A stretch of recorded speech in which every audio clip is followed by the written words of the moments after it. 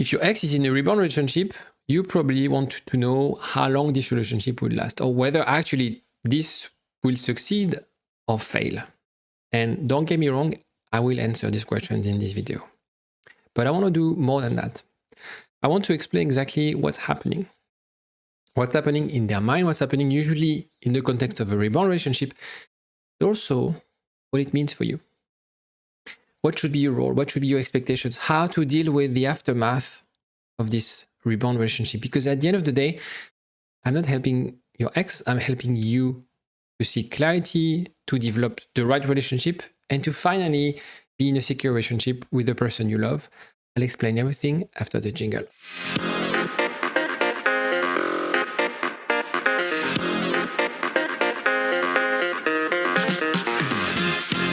So first of all, you need to understand the difference between what you see from the outside and what's happening within this relationship, within this rebound relationship.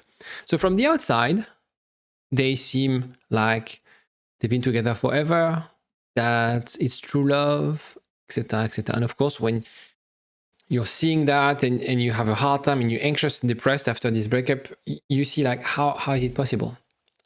What's going on? I thought I knew that person and he or she's able to be in that relationship so quickly, having feelings for someone so quickly.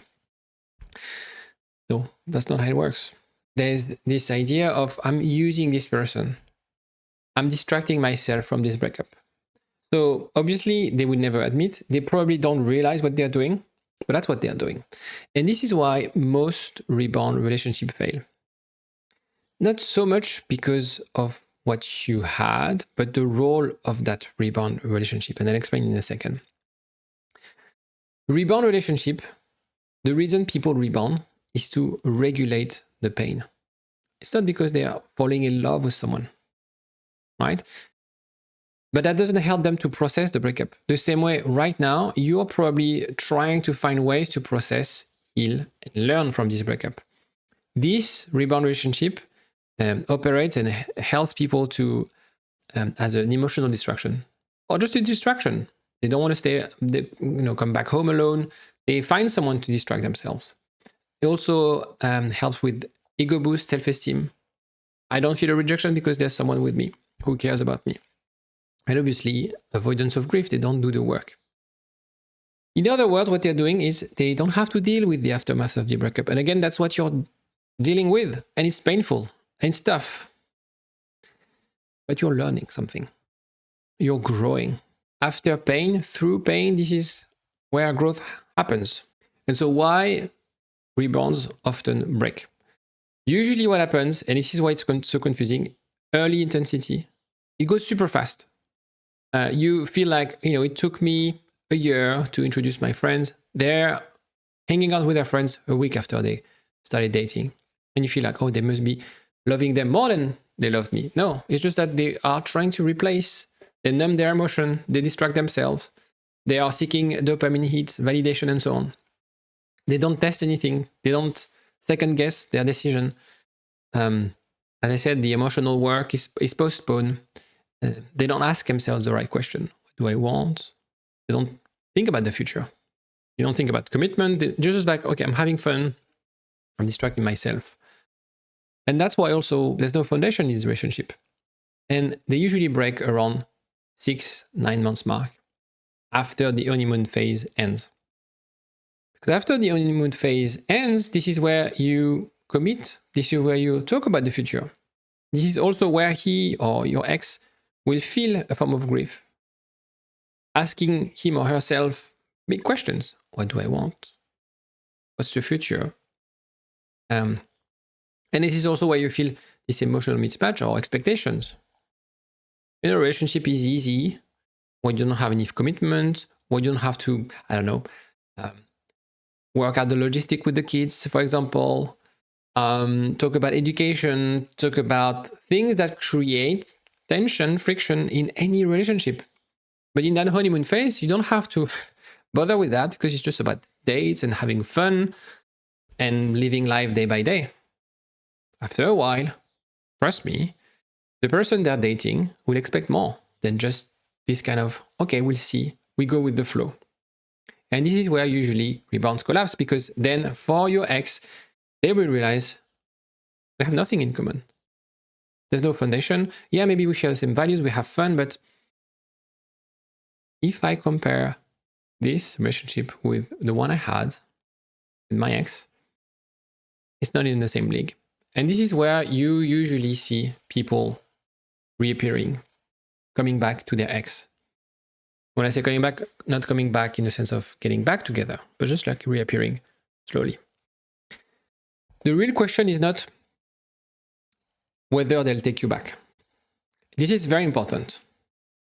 And I want you to, again, it's not so much about, yes, this relationship will probably fail. Great.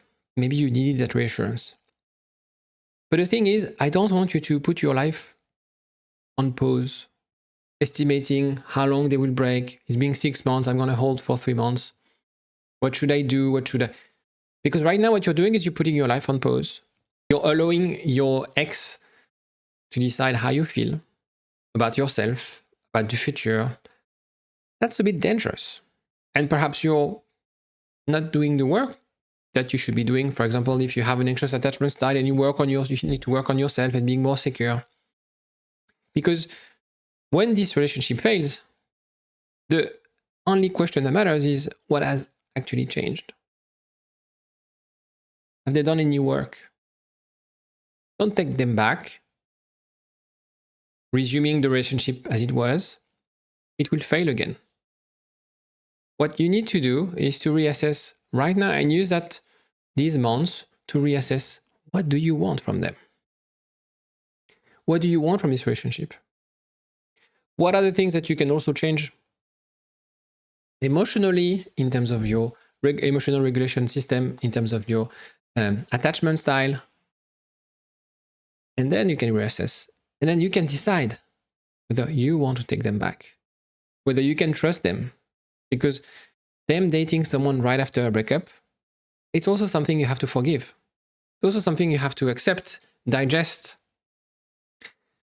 Right now, the right mindset is to put yourself in your shoes of, they need to prove me that they're going to repair what they broke. Otherwise, there's no relationship. That's why assessing how long will it last, whether it will succeed or not. Yeah, okay, cool. You can answer these questions. Doesn't matter. The real question is, what's happening now? What do we need to see? What are the proof? If you don't have that, it doesn't matter how long or whether it fails. What matters is the relationship you have with them and what they are doing to repair this relationship. Of course, you can help. Of course, you should help. But at this stage, they decided to use someone to start a relationship right away, to numb their emotion, not to do the work, not to grieve properly. And in the meantime, you suffered. You were trying to find clues and answers and signs, probably did the work, seeing a therapist and so on and so forth. This is why now, when they break up, you should expect more. And remember, if you master your attachment, you master your relationship. I made a lot of content on rebound relationship. If you want to see more of that, feel free to subscribe. I'll probably post additional this month. Don't hesitate to share your stories as well. And I'll answer any questions you have in the comment section. Take care of yourself.